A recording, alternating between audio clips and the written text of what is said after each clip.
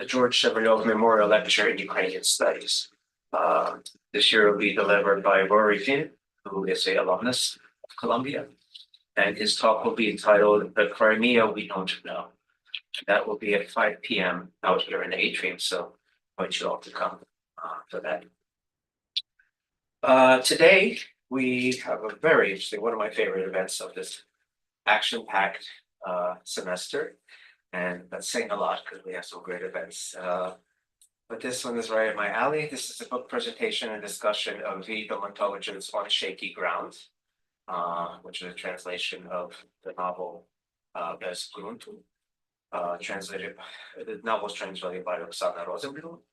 Today's event is such that I will introduce our speakers today, and then they each will do a presentation. We'll begin a discussion, and if you have any questions, please ask. We're also online, so if anybody has any questions pertinent to the topic, then please ask away, and we'll do that. So let's begin. First, I want to introduce Oksana Rosenblum, who is to the far right there. She is an art history teacher, researcher, and translator based in New York City. She was born and raised in Ukraine, but calls New York City her home since 2003. Her poetry translations from Ukrainian essays to book reviews appeared in National Translation Month, Versopolis, Ukraine Weekly, Asymptote Bracken, and Ours.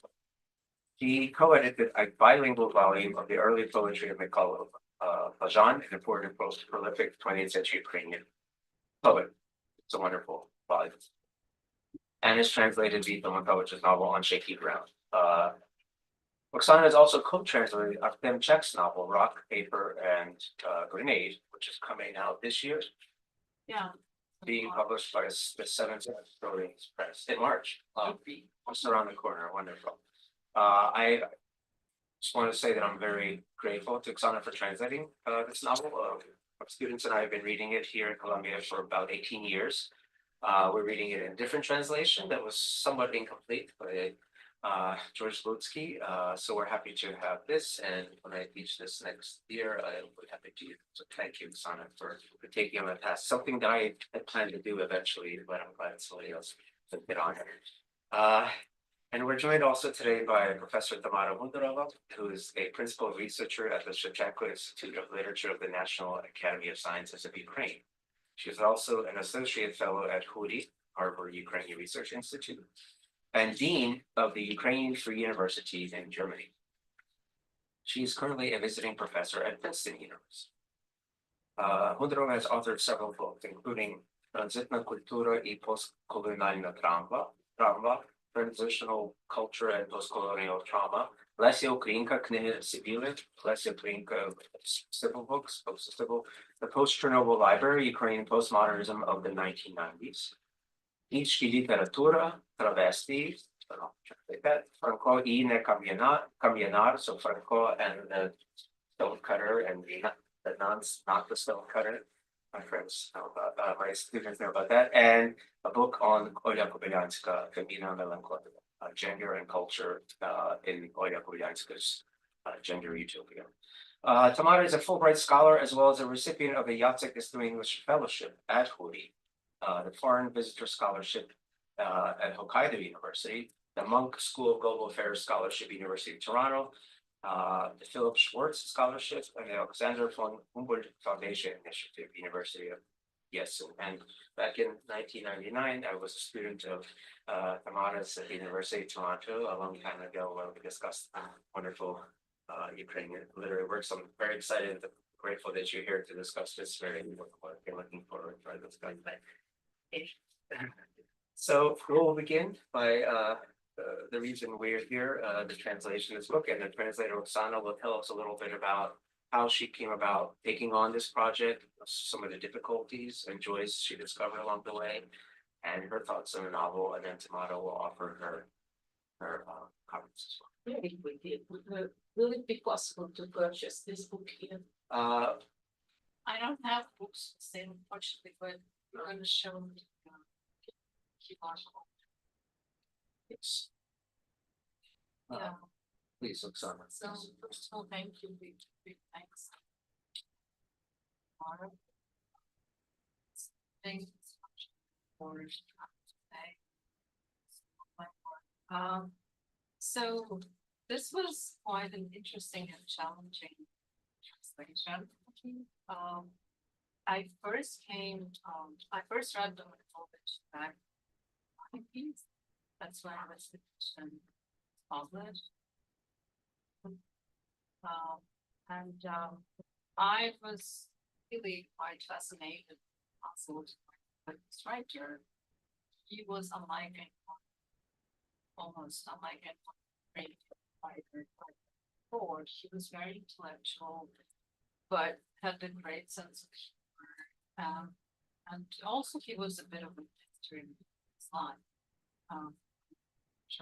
Months, couple of minutes.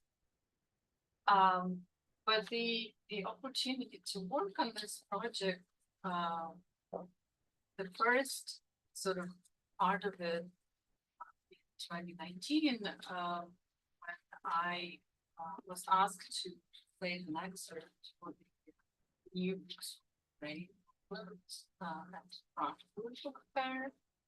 So this was like my first encounter with not with the book, but with the actual person down to translate. And then it took a number of years for it to something more solid. So I was approached by Anna Lely about 2022. She put me in touch with Viktor Petrov, who's editor of CEU Press and Press, which is now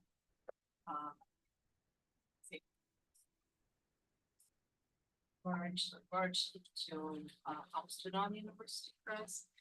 And we were in conversation about this project, and then we applied for a grant with the House grant and got it 23. And so I started working that, and I had only about 5 months. And let me tell you, it's really, if an editor asks you to do a book in 5 months, just tell them that. Maybe, yeah, run away or tell them, maybe like rethink it. Yeah, because it's really, that means you can be doing it at all hours of the day and night. So,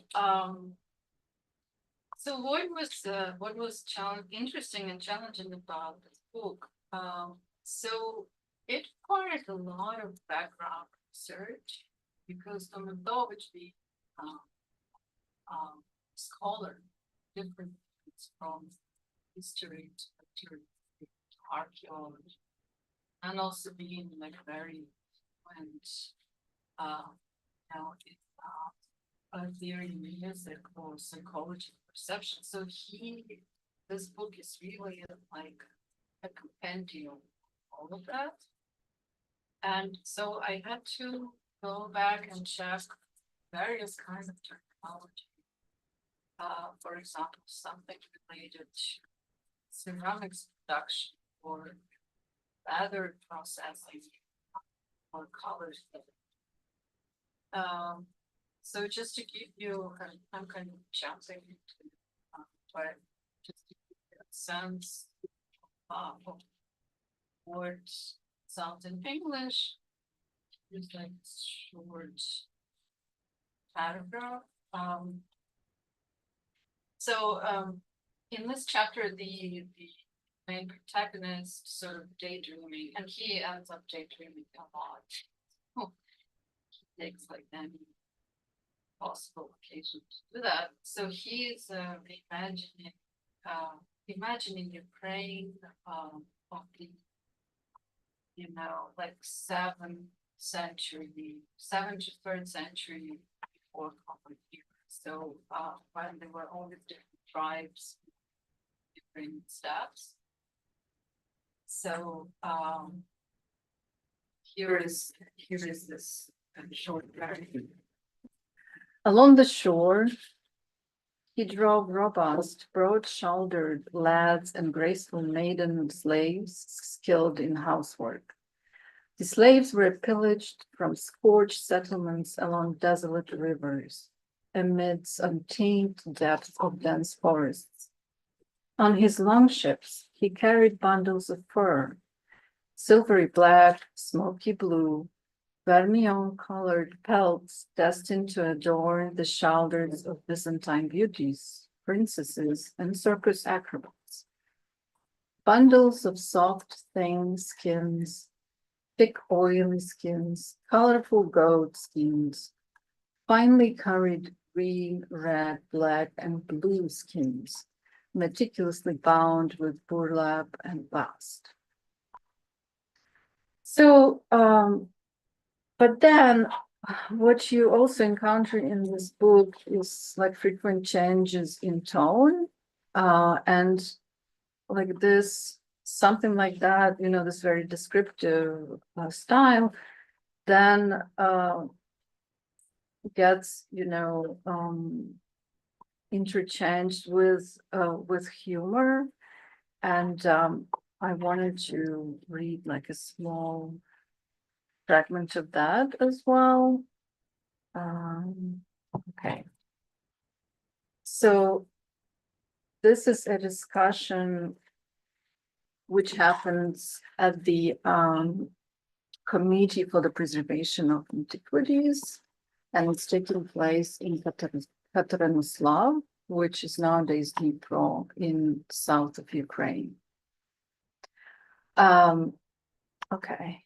So one of there are a couple of presenters at this meeting and people who are in favor of preserving a church, an important, architectural edifice, which there is a danger of it being, either destroyed or turned into a storage. So basically this meeting is, people at the meeting are supposed to vote on that. So here is one of the, so to say, stakeholders talking. Why? Who the hell needs this, what's his face, this Shmar Buzier fellow? When we Ukrainians have a beautiful, neat hut whitewashed with clay, covered with straw or reeds, which certainly has existed since time immemorial, since the day God created the first man, the first Ukrainian with a pipe, a forelock, and white trousers with a waistband. The old man blathered on, round and rosy as a watermelon, an ethnographic model of a simpleton. So I was, it was an interesting to sort of play around the Ukrainian original, which is even more sort of extensive and which uses the name of Karpuzia, but sort of transforms it. So we have Markuzia, Karmuzia, Barkuzia, and I was thinking of how to condense it. So I came up then with the Shmarbuzia, which kind of gives the idea of what, what's going on here. But this is just to illustrate like these, as I mentioned, like these changes in tone in the text. So another thing that I would like to mention is another translation decision to make was how to render those long Soviet acronyms. For example, Minsk Komungos. And there were a number of those. So in Ukrainian, it stands for Mieście Komunalne Gospodarstwo. And I decided to actually keep it within the translation, the text of the English text, to keep it as is, and then add a footnote. And I know that not every translator will go for that. Definitely, there are different strategies of translation, and some translators hate footnotes. So I don't know what's your view on that. But I love footnotes, and I think I had like maybe a few too many in this book, but I kind of feel like it's maybe helpful to some people. So, okay, I'm not apologizing for the footnotes. And in general, like my approach to translation, sort of the philosophy of translation is such as I like to preserve some elements of the original in the translation. So to me, it's okay to have like a certain degree of foreignness in the text, because I think that we as translators we are intermediaries between cultures, and we can use this opportunity to bring elements of source culture into the target language. So I would rather prefer, preserve the original term and then add a footnote. But then again, that's up to a translator and individual choice. Another thing about this novel, because it is such a European novel, and it basically like its DNA is European. There are so many references to literature and art. So I felt that it was important to convey that, and so I used some of the British stylistic choices as opposed to going for American. So for example, instead of what do you mean, I would use how do you mean? So something like that. And yeah, to me, it felt like a reasonable choice. Another thing that has to do more with the macro level was the sort of once I've done the whole work, sort of going back and looking at it and looking at the details and the overall picture. I was thinking about what to do with the temporal structures, what to do with the time. Because in English, in Ukrainian, it is very common to use present times to describe when describing past. But in English, it sounds somewhat unusual, maybe clumsy. So there were several options. And I decided to use simple past, and then adjust the whole tense system and do the tense agreement based on that. So yeah, these are just some of like general observations on the work. And I also have a PowerPoint if we have time. How much time? I think we do. I mean, how long is it? It's just about, I think, 7 slides. Oh, yeah. Yeah. As long as we. Okay. move along. So this is just it's basically, this is just because I'm a visual person, so I kind of, when I work on translation, I like having like some kind of images in my head and coming back to them. So I just put together some images that are kind of my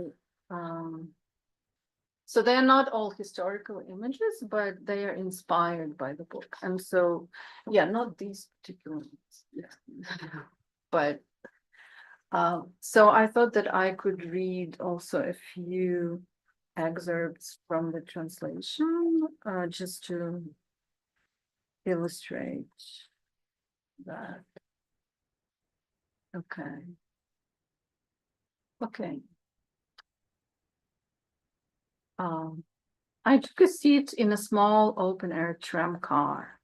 Its tracks running for kilometers down the road between the two boulevard lanes. The conductor, wearing a red headscarf and flats, hurried along the footboard of the car. Her thick, tanned legs flickered past. Colorful paper ribbons slithered from a leather bag slung over her shoulder. She blew her whistle. The tram started moving. So it was just interesting to find this postcard. Yeah, I didn't know actually that the trams had those footboards. I didn't even know the name for it, but yeah, here we are. And then, so this is a historical building. This is a Trinity, not Trinity, Transfiguration Cathedral in Katerynoslav. And on the left is a drawing by Claude Guérois, an architect, which was never realized. And this is how the cathedral looked at the turn of the centuries. Okay. On a hill rock, above the gentle slope, beyond a green clump of trees, rose the plain, slender shape of a cathedral, a Potemkinesque monument to the fantasy of Russia as Byzantium. Only the brick wall surrounding the cathedral, sized to the regulations set by the governorate, defined the contours of this grandiose, fantastical construction. This Greek project was conceived to surpass St. Peter's Basilica in Rome upon its completion. With St. Petersburg condemned to rot in the swamps of the twilight north, the steppe city of Katerynoslav was destined to be the new capital of the old Greco-Rus Empire.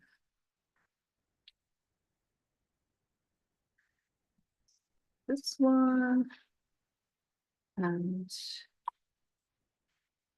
now, yeah. So, okay, one of the things that were really fun about this translation on this book was that Domontovych is really great at getting you sort of so immersed, deeply immersed in the text, and in trying to figure out whether he is referring to a particular historical figure or not. So I fell for that trap, and I spent many hours doing that.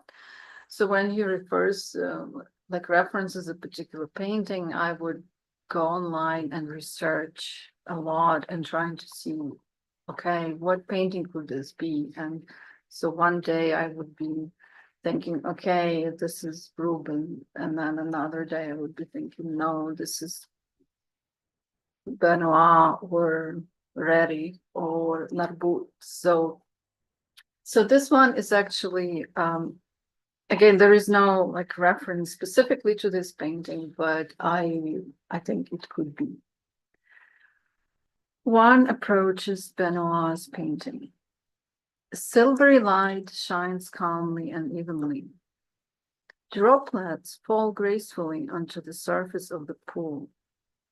The mirror-like gleam of the transparent fountain water reflects the immovable green tapestries of the garden and the white marble of female statues.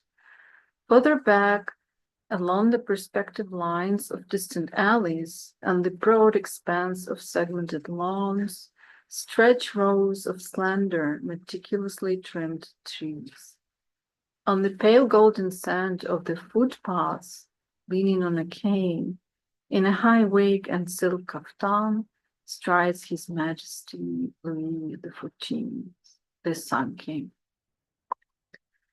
So I think that maybe that's okay for now. Oh, louder. I was gonna say that, I think it's okay for now. I have more images, but, yeah, I really enjoyed working on this book, and, I hope you'll enjoy reading it. Thank you. Thank you Yeah. for sharing the background on how you came about doing this, some of your secrets of translation, and for illustrating some key scenes of the novel with these images that you picked up. So thank you. So now we'll ask Tamara Hundorova to offer her comments on Domontovych and on the novel. As we know, a very interesting biography of this writer. Yeah, I will try.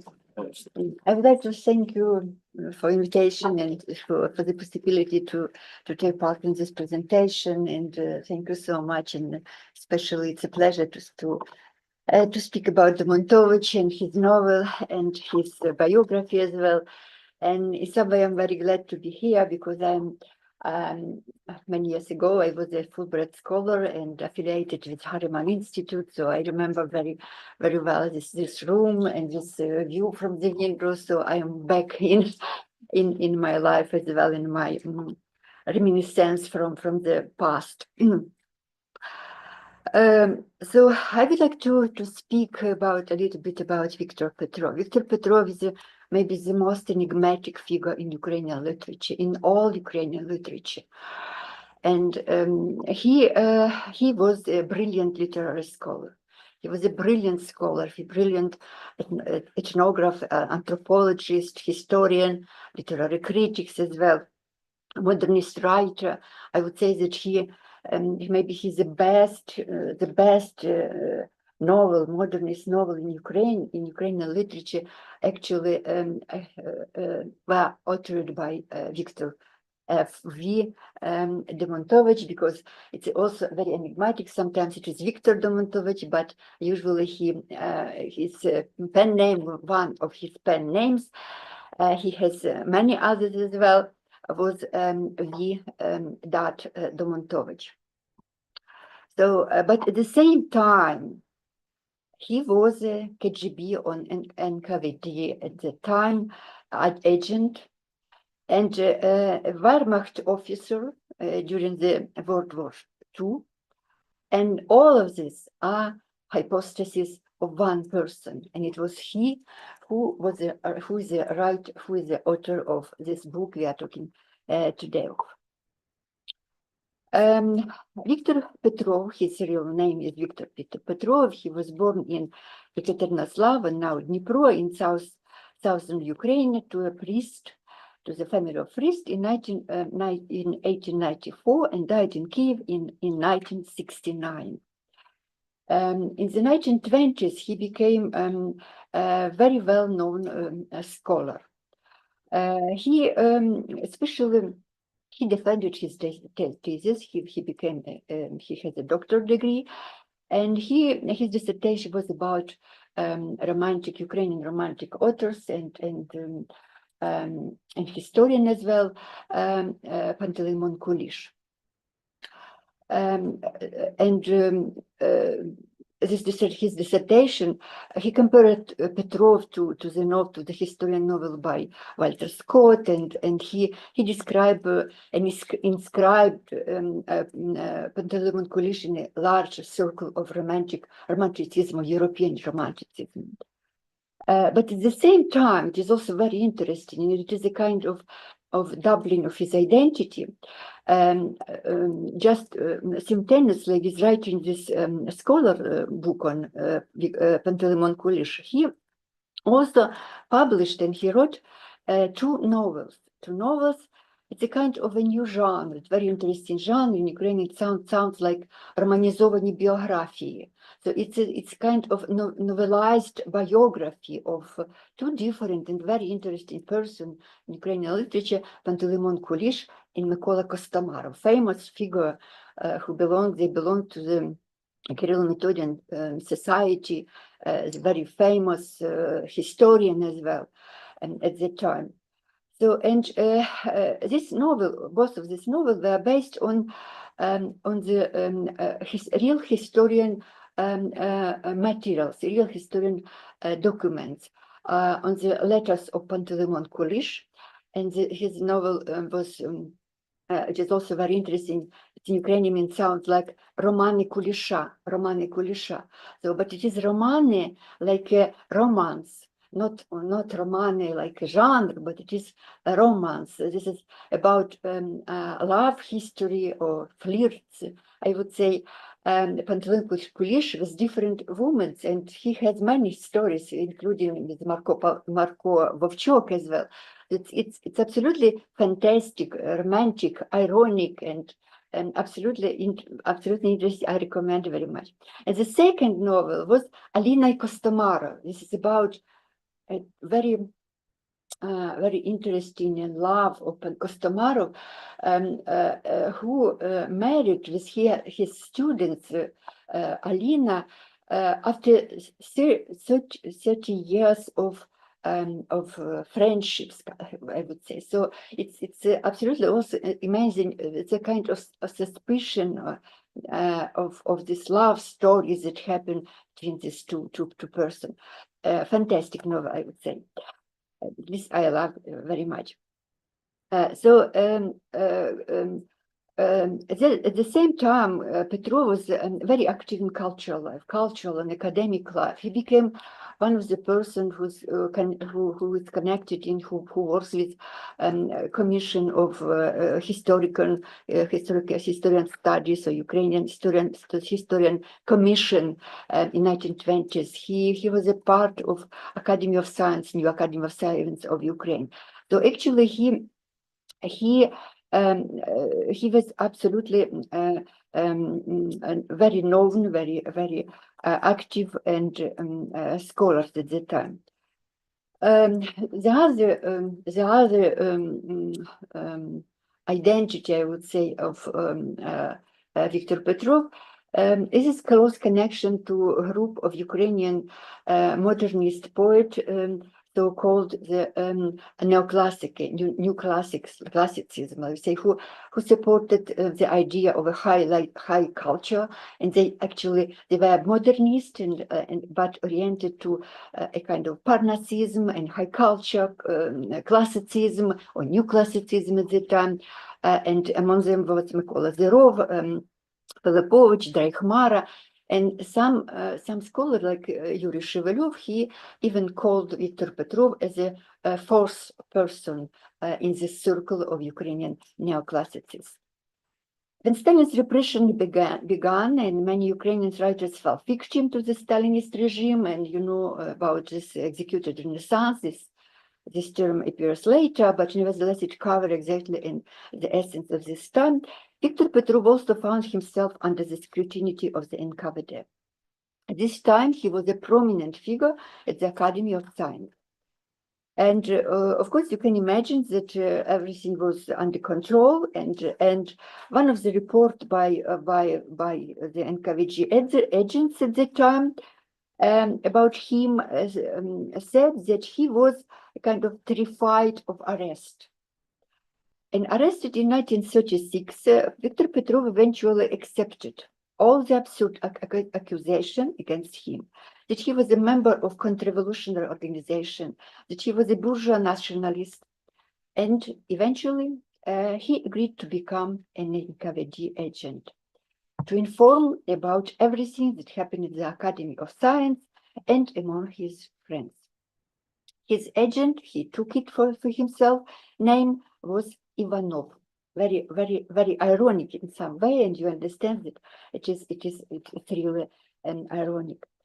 And he even was seen as a potentially useful for the intelligent service, because you know this is 1936 and later, before the war started, because he has extensive connection to scientific to scholars from abroad, Germany, for instance. He knew perfectly, and he had spoken German very well. And he was very educated. He was intelligent. He was paradoxical as well. Absolutely fantastic, intelligent and intellectuals. So in KGB, I would say, in KGB, you know, this is the changing of the name, but not the substance, considered him a person who could be helpful for intelligent purposes. When the war broke out, he was summoned to Moscow under the command of the known NKVD general Sudoplatov. This is the one of the top of secret service at the time, and trained for agent work in the Nazi-occupied territory. Now, actually, this is a very enigmatic figure, and of course, we know only maybe some things from his history, but now, actually, KGB, contemporary KGB, opened the materials of his story, his file. So you can find it actually it's one of the last information that was known. So he was trained for agent and work in the Nazi-occupied territory. In February 1942, he was provided with a legend that he is an interpreter for the Soviet army and voluntarily goes over to the Germans. So he came across the border, and he was in the German occupied territory. His task was to enter the circle of so-called Ukrainian nationalists, to become activity with them, and also to establish some connection to German scholars to prepare the possibility of working abroad. The German commanders transferred Petrov to Kharkiv, and he believed to his story, to his legend as well. So he started to work in the Kharkiv under the Nazi occupation, and especially he was connected with Ukrainian nationalist circle as well, and he was editor of the Ukrainian journal, Ukrainian Seed, Ukrainsky Zasiv, under the name, he was a redactor, editor, under the name. You can also, I noticed this very special pen name that he took, Vermachtov Viktor Vermachtov. When the German army left, he found in 1945-46 himself in Berlin and Munich. It seems that the NKVD lost him from his view for some time, and for a few years he was engaged in scholarship and teaching and writing. Eventually, he was discovered by Agentura in 1947, and in 1949, he was transferred to the Soviet side, because at the time, it was discovered that maybe the British intelligence is preparing his arrest. Something, it's also a rumor, I would say, but nevertheless, Petrov was sent to Moscow, where he worked at the Institute of Ethnography and later ended up in 1956 in Kyiv. During his period in Munich, Petrov joined the circle of Ukrainian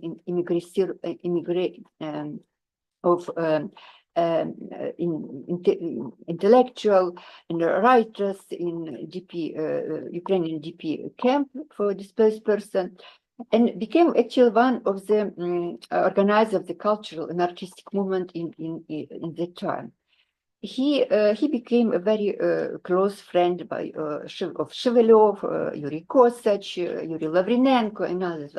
One of very interesting. At the time, he published extensively. He published so many, especially essays about histories like cultural, philosophical, and anthropological studies that somebody can compare him to even to Foucault, because one of his ideas was about the changing the history and culture as the changing of different cultural epoch and the style of different epoch. And one of especially he was writing about the contemporary epoch as well, a philosophical essay in which he was talking about this atomic era, atomna era that came in the world. So, but he knew many Ukrainians, of course, from the DP camp, and he might have passed off, of course, the information about them to the KGB. At that time, actually, two of his novels, the best novel Dr. Serafikus, which may be the main for my side, for my mind opinion, is the best modernist novel in Ukrainian literature. Dr. Serafikus was published in 1947, and also Bez gruntu, this novel. First variant of this novel was published in Kharkiv in 1942 in the journal Ukrainske Slovo, Ukrainski Zasib, in few issues. But the full text, the full novel, and I think that this novel was actually changed or rewritten or edited for this edition, was published in 1947 in DP camp in Munich. His disappearance in 1949 caused a public reaction because he was famous, he was a known person. Yeah, some people think that he was kidnapped by the Soviet service. That happened at the time, and the other believe that the Banderivets killed him because the situation in the pickup was also a political fight and different political organization, and actually. Viktor Petrov, as well as Shevelyov and Lavrinenko and the others, they belonged to the group of people from the former Soviet Union, and they have a special. They have a special. They create a kind of. They were like an opponent of Dontsov's party as well. So it was also very, very, very interesting and very complicated political situation as well. So only later it becomes clear that he was working in Moscow, that he is in Moscow, and actually at the time it became obvious his agent activity.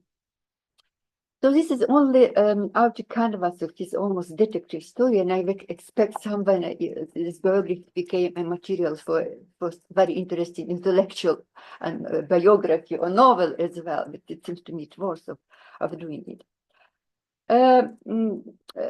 Just to give you impression, what can you see that this is about the one person, for instance, from his statement to the NKVD. In 1938, he was writing like that: "From now, I will be a true patriot of the Soviet homeland. I will actively work to identify and expose the enemies of the socialist homeland. I will become a true Soviet intelligent officer. And through my active work, I will atone for the thing I have committed against the party and the Soviet government, against the Soviet people." This is from the kid's letter from that in NKVD file. At the same time, of course, he was so interesting, he's so intelligent, a paradoxical figure, that all these stories were considered like a kind of play or theater that he created, and being a main hero of this play. And Yuri Shevelyov, very close friend of at the time of Petrov, he recalled that perhaps there was an element of play in this, in addition to natural character. Petrov was a great provocateur, an impersonator in his life. Also, I became closer to Petrov later in Germany. Even then, I could not help but notice the peculiarity and peculiar charm of this man. In no situation did he leave skepticism and irony from others, and even more from himself as well. So he published his novel Bez gruntu in 1942 in Kharkiv. Later, as I told, the full text was published in a separate edition in Munich. Like other works by Domontovych, this novel is intellectual, paradoxical, and essayistic. The main theme is an intellectual, the character of intellectual in the midst of a catastrophe, namely the change of epochs which break human fate, character, and ultimately destroys their lives. This novel can be considered as a commentary on the Soviet era of 1930s, which is presented against the background of a broad characterization of the previous process of cultural development in the early 20th century. In a broad sense, it's referred to the various historical and cultural styles. Actually, it's like the novel, or the introduction to the cultural history of Ukraine at the beginning of 20th century. It's a novel essayistic. I would say that Viktor Petrov created a kind of modernist essayistic novel, which reminds us, of course, about Dr. Faustus and Musil and the others as well. He speaks about this, about Byzantium, the style of Byzantium, antiquity, Baroque, avant-garde, modernist as well. So he characterized, he gives a kind of comment to the epoch of the beginning of 20th century. All this was rooted in past cultural and historical ground. But in the new Soviet situation of 1930s, it has lost its sense. Instead, a new era of Stalinism, of totalitarianism has come. The main character, Rostyslav Mykhailovych, a well-known art historian, finds himself on a transition from one to the other epoch, when he is sent by the Commission for the Protection of Cultural Monuments, the Commission, Soviet kind of bureaucracy as well, to Dnipro, the city of his childhood, to take part in deciding the fate of so-called Varyag's church, of famous architect and painter Linnik that was built in 1909. There were two options only to, as it destroyed and built a large residential building in the constructivist style. This is under the term of proletarian culture on the site as a symbol of the communist era, or to leave the cathedral and transfer it to the historical museum. In general terms, both options destroy the very essence of the cathedral, which is to be a religious temple, a sacred place. The new Soviet era destroys sacredness and signifies the dominance of ideology, functionalism, collectivism, and bureaucracy. It's very particularly interesting, the ironic comments on Ukrainian national history that Petrov gives us. And especially he characterizes the 19th century Ukrainian history, culture history, and he differ between and unite as well this Ukrainophilism and populism, Ukrainophilstvo and народництво, as the two main trends in the national consciousness of the 19th century. The main question for them was about who is the main agent of Ukrainian history, Ukrainian national character. Are they as a Cossack or the people, народ чи козаки? And he very ironical, he gives this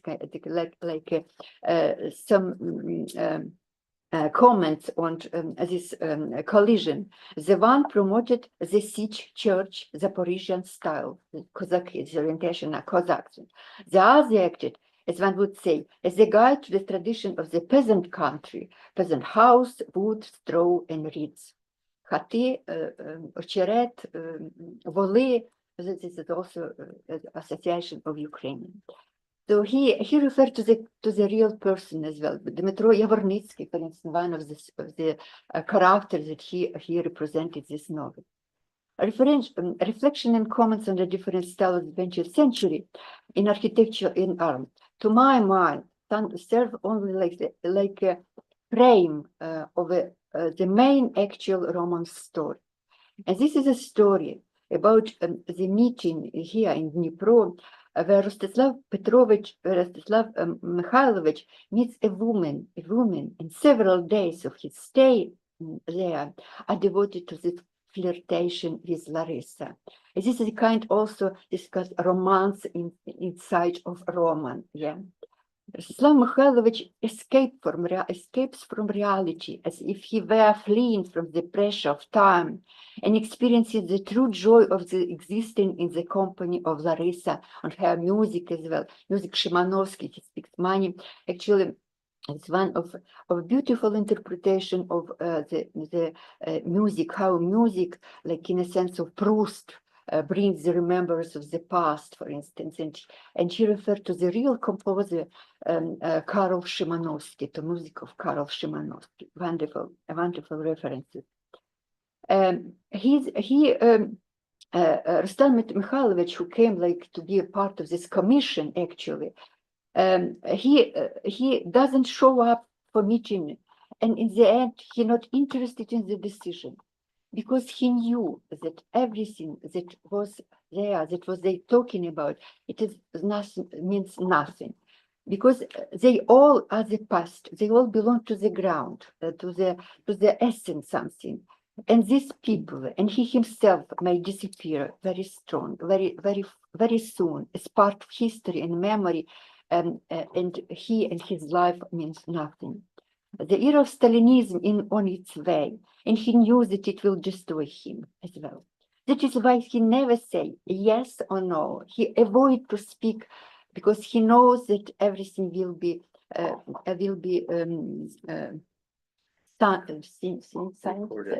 recorded. And what he say yes or no, it also he will be guilty.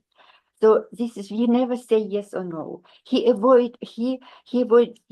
says something to say nothing. This is his truth. He say, the ground has been knocked out from under his feet, and nothing can be meaningful in the sense of morality or spirituality, neither perhaps memory, no love, no his feeling of homeland, of belonging to this place of his childhood. None of this matters anymore. There is no ground to lean on. The novel, this is the main, not shady, bezgruntu, you know, this is bezgruntu, this is front that is disappears. This is the abyss beyond your stay on abyss. The novel can be perceived to a certain extent as autobiographical, knowing the biography of Petrov himself, of course. What awaits Rostyslav Mykhailovych is either the Gulag or agent service to the new system, and we know what Petrov chose himself. And this is inspiring. The trip to the Dnipro and love became, I would say, the existential intermezzo, giving the sense of existence, of true existence, yes, of the hero, and enjoyment before his full break as an intellectual person, as a feeling and sensing subject. In this novel, we can find many references to Mikhailo Kotyubinsky, the famous Ukrainian author of the 19th century, and one who is of his story is called Intermezzo. So, and it's, I think this is a kind of clear references, because all this text is intertextual. So this portrayal of a person in the wake of a catastrophe is the main theme of Bezgruntu. This novel is about a totalitarian man without quality, born in the era of Stalinism. After Petrov's disappearance, a manuscript of a small but very important work entitled Ukrainian Intellectual Victims of Bolshevik Terror was found among Petrov's notes, which is actually a real historical commentary and epilogue to Bezgruntu, and also this is one of first sources that shows that demonstrate this cleansing of Ukrainian intelligentsia, Ukrainian cultural intellectual life of 1920s. When I was preparing this talk, one of the things came to my mind. And you know, it seems to me also we live now in the expectation of this catastrophe, in a new epoch that, or maybe new totalitarianism, new dictator as well. And this is why it seems to me the appearance of this novel, which is very like a comment to this epoch of Stalinism as well, which is sounds so symbolic and so topical in contemporary time. I'm very glad that this novel appears in English translation. And thank you so much, Oksana, for doing that. Thank you for your attention. Thank you, Mara, very much for your thoughts on a fascinating novel. And yeah, it's a very complex, but it's a very complex individual. And thanks for putting out all these paradoxes and just the faces and names. But there were, and when you read this novel, if you haven't read it yet, there is always this irony underpinned, and you can always imagine it's in other works by Domontovych as well. Yeah, and you picked it up beautifully in your translation. Like, he starts with the first page of the novels, he can just destroy someone in 2 pages, just mercilessly, and he does it to basically everyone except for Larissa in the novel. This main character just he's extremely smart and just brutal in just tearing somebody down intellectually. And he spends two of the characters, the two main characters, one who's dead in the novel, the architect of this church that is to be either destroyed or resupposed for some kind of new Soviet project, or we have a whole chapter, maybe 30 pages just about him and describing him, and then also about the yeah, let's see, those are the two main people that he really goes into depth about describing in detail, and then he has fun with others. Just a couple things based on the things you said. Yeah, I think it's definitely a novel about a time and a place. I totally see how he's looking back, and I like the way, Tamara, you wrote it. It's almost an essay about Ukrainian intellectual life in the first beginning of the 20th century. And this is certainly feel Petrov here, somebody that was in this and that was intimately connected and well read and writing about what was happening. And he's name dropping people constantly, people from Ukrainska Khata, people from various aspects. Narvut was mentioned, artists. So Yefremov, yes. So it's very much, it is about an era that somebody who is interested in an era. It's interesting to read this, to see these names written by this way. It's also about a place, and he chose to set this novel in Dnipro, where Petrov is from. So this is not by accident, and I think it's also to play with this idea of foundation. I think he has that one scene where he says that there's like an old stake. As you translated, there's a stake, and then revolution changes everything, but that old stake is still there because he comes back to his hometown and he has this nostalgia for it, and he's kind of searching for some kind of foundation there. But he sees that it has changed as well. It's become industrial, like the cover shows us here. It's kind of no longer this sleepy kind of town.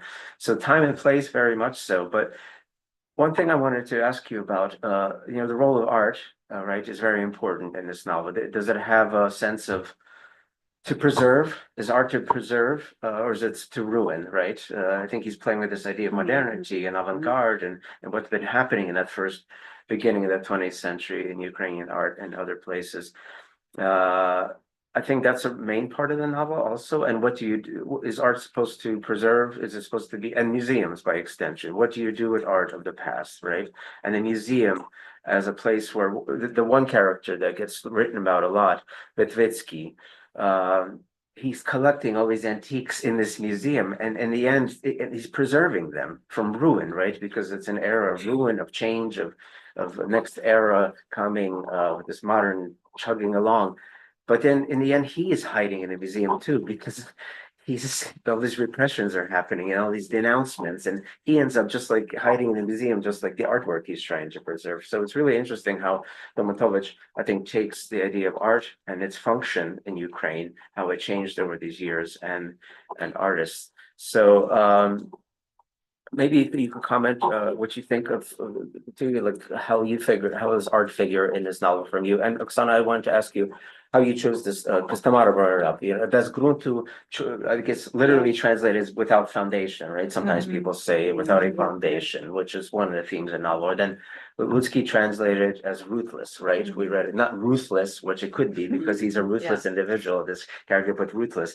Why did you choose Shaky Ground? So maybe, and Tamara. Okay, yeah, I think that Ruthless is a great title, great translation of the book. I wanted something to convey the idea of a sense of the change that is about to happen, or sort of like a tsunami that is coming, but it's not there yet. So that's why I decided to do in Shaky Ground, and this is the period of time, and of course in Domontovych in the novel, he refers to the beginning of the century, and like he's really jumping chronologically. But this is, like end of 20s, beginning of the 30s, so it's not yet full scale totalitarian, but the signs are already there. So that's why I wanted the title to be sort of reflecting that. Thank you. Yeah. You know, it is very interesting to consider. I like very much this idea of bezgruntu, and on shady ground is also speaks about what I was talking about. This losing of ground, in many sense, existentially, and ground for being, for history, for memory, past, and the other as well. But you know, when I one of my topic, one of the topic I am interested now is literature 1940s, and especially in Ukrainian displaced person camp and Ukrainian artistic movement, and because this novel was published at the time in Munich in 1948.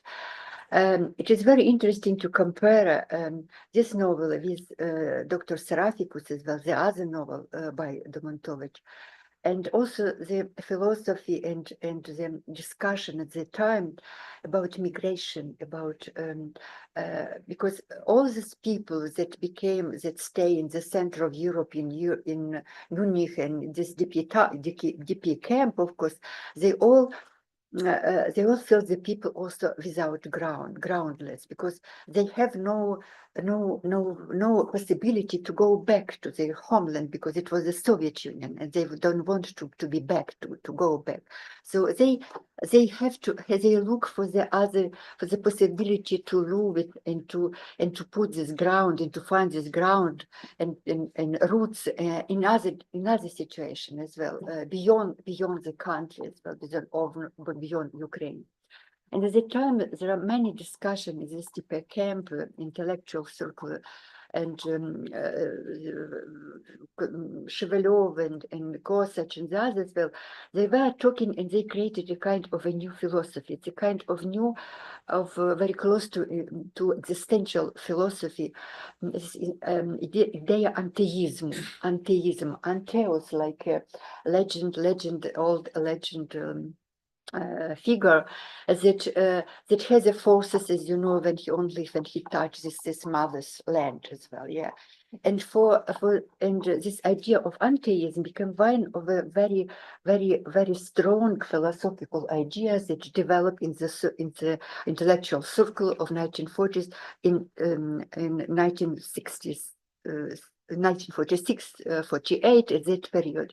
So, and because this novel was written and was published, and to my mind, this is needs to be explored more. But I'm sure that Petrov also tried to edit this novel after the first publication in the German, preparing a new edition. And what is also very interesting, his novel, and it seems in some sense, it seems to me they have some connection, Dr. Serafikus and bezgruntu. And I remember that on the cover of Dr. Serafikus, Yakov Gnizdowski, very famous Ukrainian graphic painter, he gives this picture, this cover picture. It was a man in gloves, intellectual, and he. He planted a tree, but he planted this tree upside down. From this root is up, and the leaves and everything is in this ground as well. So, and this is rootness, I would say, groundness as well. It's a metaphor of groundness, of this new emigre that appears after in post-war period.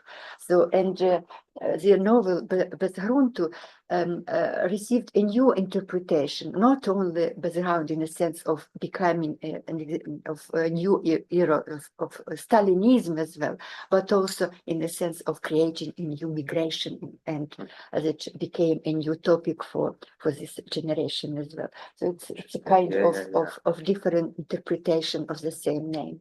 Thank you. Well, I want to open up the floor in case there are any questions, so please, you should. Well, thank you very much for the translation. Congratulations. Thank you. Tamara touched upon a fascinating thing, and as I was listening to, what came to mind was Yuri Shevelov writing in his autobiography, in his first volume, about something that resonates with groundlessness, the absence of connection, not only physical with the physical soil, but with your own people, with its history, with its past. And he calls this, he's writing about this professor parachuted to Kharkiv from Russia, who finds himself bezgruntu under Nazi occupation. And Shevelov says that telurichna energia. Yes, yeah. And he draws the parallel with something also having been written about that by Yuri Lipa in Odessa. So that brought to mind, this is really fascinating. Absolutely. So it's a kind of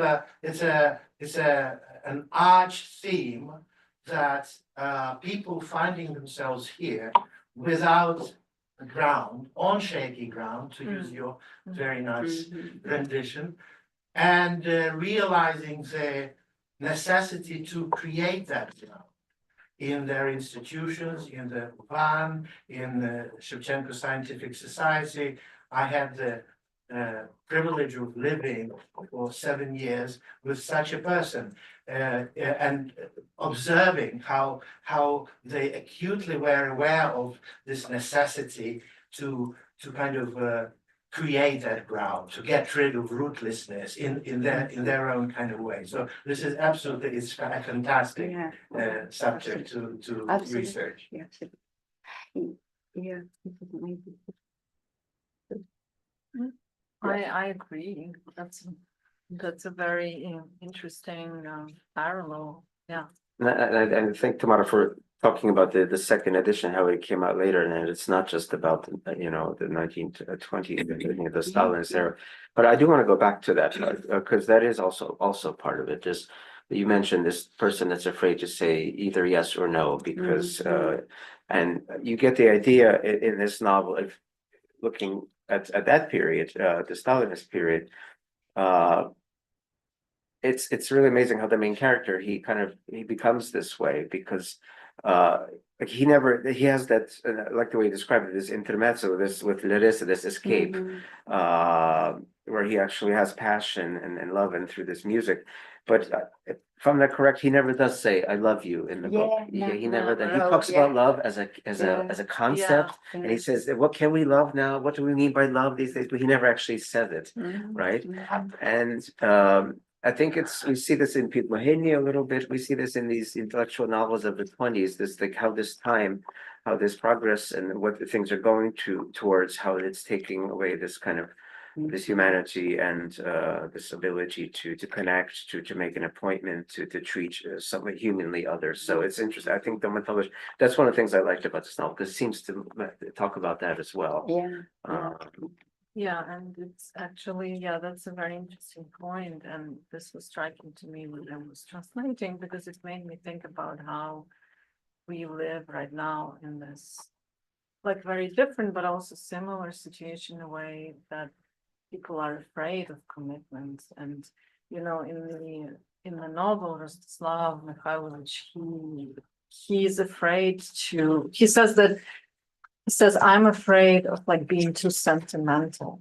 But he also looks forward to, he says that maybe in the future there will be time when there will be like a new sentimentality and people will be interested in connecting again. So, and it's interesting that we also live in this time when people are more disconnected. And also I think that your earlier question about art, you were asking whether Domontovych is whether to preserve or to preserve or to destroy. So I think that it kind of aligns with his neither yes nor no position. So he he talks about both, you know, he seems to glorify Limnik. And he says Yeah. that Limnik is a ruiner, is Yeah, a destroyer. But at the same time, he is very condescending with Witsky. So the museum, we would probably say museum curator, using the modern language. So of someone who actually is trying to preserve art through through the Civil War and like unimaginable hardships. So I think of him as someone, Rostislav, someone who is neither nor. You know, he doesn't want to be making decisions. He just wants to be he wants to observe, but he's not ready to commit. And he's rewarded for this. He is Yeah. a very successful man. Everybody's waiting for his decision. He's Yeah. invited, they give him an expense Yeah. account, a hotel, Yeah, everything. Because this man who will not say yes or no and just doesn't even show up for the big meeting at the end when everything's decided, he is the main guy. I mean, he's Yeah. successful in this system. I think this is the irony that Yeah. Domontovych likes to Yeah. play with, of what that means for this new post-revolutionary man, you know. Yeah. Yeah, this is absolutely interesting character, it seems to me, when you compare, for instance, to Mykola Khvelyovy, this active and this revolutionary communar as well, 1920s. This is the generation that started to do something. They created one organization and the other as well, the new institution and new journals as well. So they fighting to survive in this situation.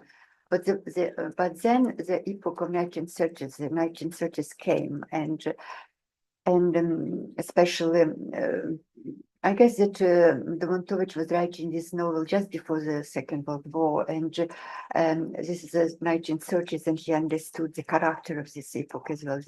So it gives birth to a new consciousness as well, new mind that you can do.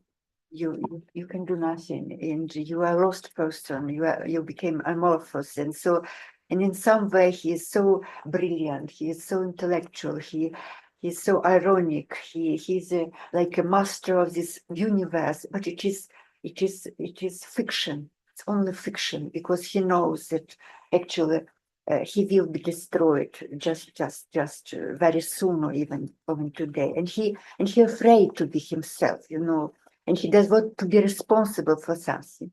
Does not, and he lost his essence as well. He not only doesn't want to speak yes or no or to do something, but what does it mean? He's not able to help something. Yeah. So, and it's very tragic. In the word catastrophe sounds a few times in this novel. So it's a novel about catastrophe. It's catastrophe that came very close to you. Yeah, and you look in the eyes, as Nietzsche told, that you look in the eyes of abyss. So, and it's meeting actually with this abyss, with this catastrophe. It's so terrible. And it seems to me the novel, the essence of this novel is also these stories about love. This is actually, it gives him a true enjoyment. He met the woman who is so beautiful, who's so artistic. She's a singer, an opera singer, and she lived in a world of music. She's beautiful, so and they escaped to Dnipro, to some island in Dnipro. They are naked, naked, yes. yeah, you know, like Adam and Like Eve, hippies, yes, as well. So this is.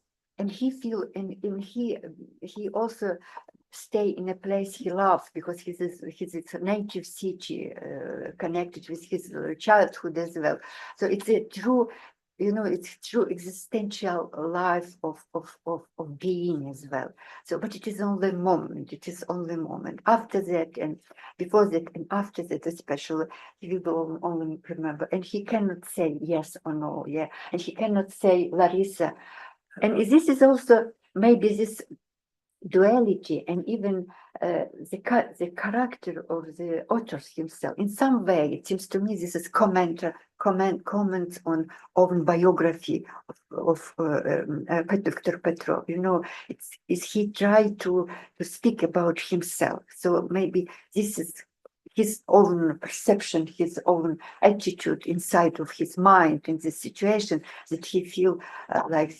So on the one hand, he was a master and God, but the other he's a devil. Yes, the devil, you know, because he, when I say that we don't know what side he choose in future. Yeah, to be in Gulag, to be sent to Gulag, or to Sandermoch like Mykola Zerov and the others, well, yeah, or to choose another side, to become the agent of NKVD.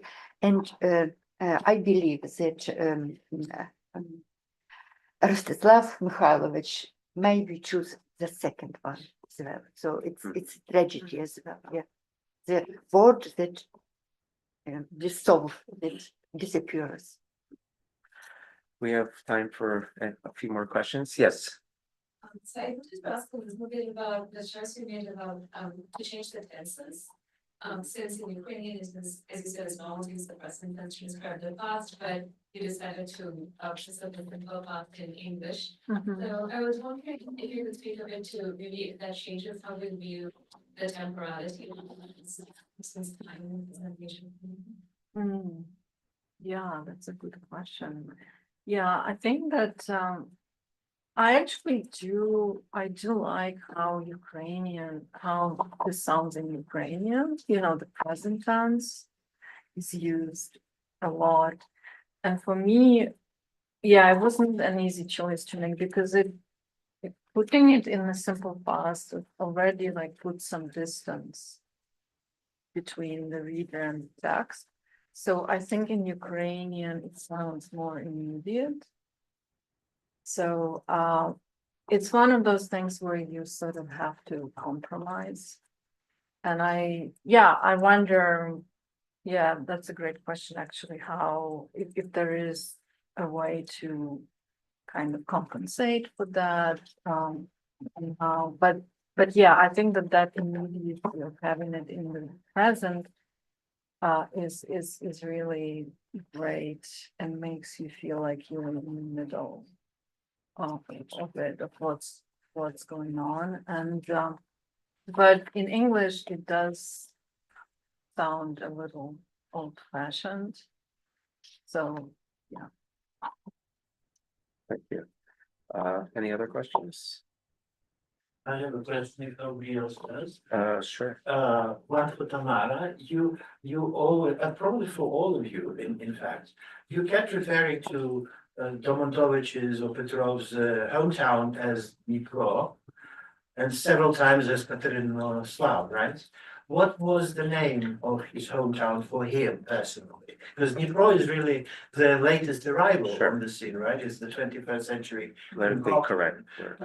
And there was this city called Sieczyslav in Ukrainian nationalist tradition. Right, Yeah. and it's footnoted, unofficial name. Yeah. Was it on the horizon anywhere, Sieczyslav? And because Dnipro is really, as far as I'm concerned, perhaps I don't know something, it's misleading. It's like it's a presentism, like the historian would say. You look at it as if it's in the present, right?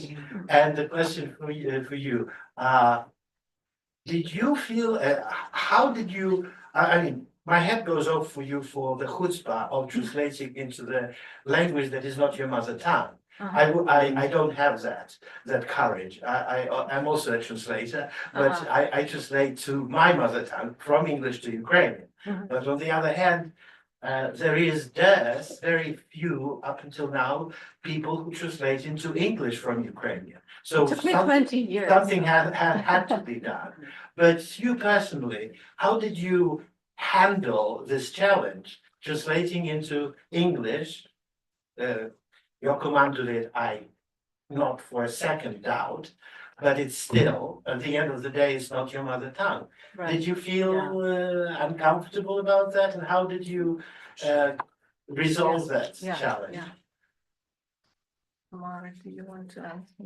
Yes, first? actually, this is a very good question because it seems to me the real name of the city is not mentioned. It's not called. It's or maybe I'm wrong because I don't know.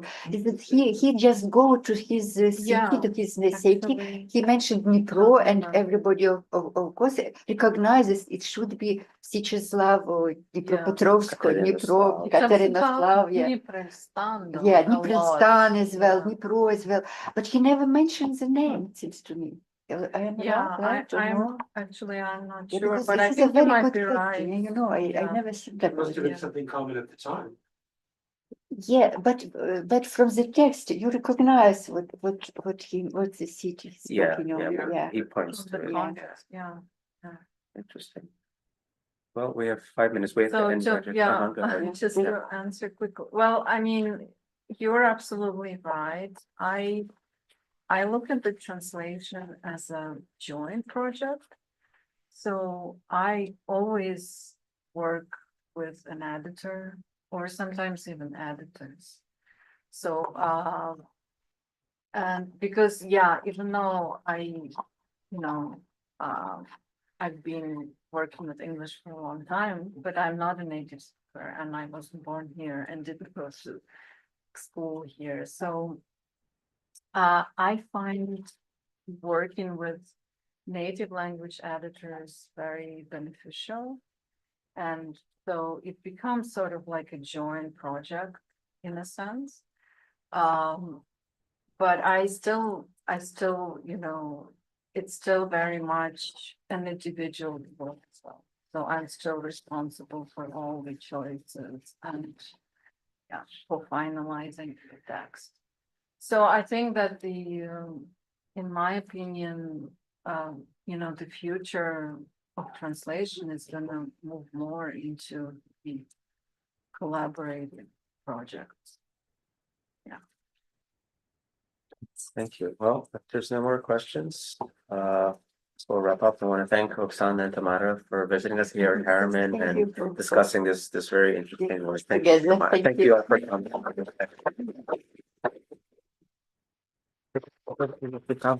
Останні це коли він на канапі грає, так? Він сам робить таку ніби презервінг, тому що він нічого не пережив. І там згадує там фільми, де це супер, які вони модерністичні і та і там.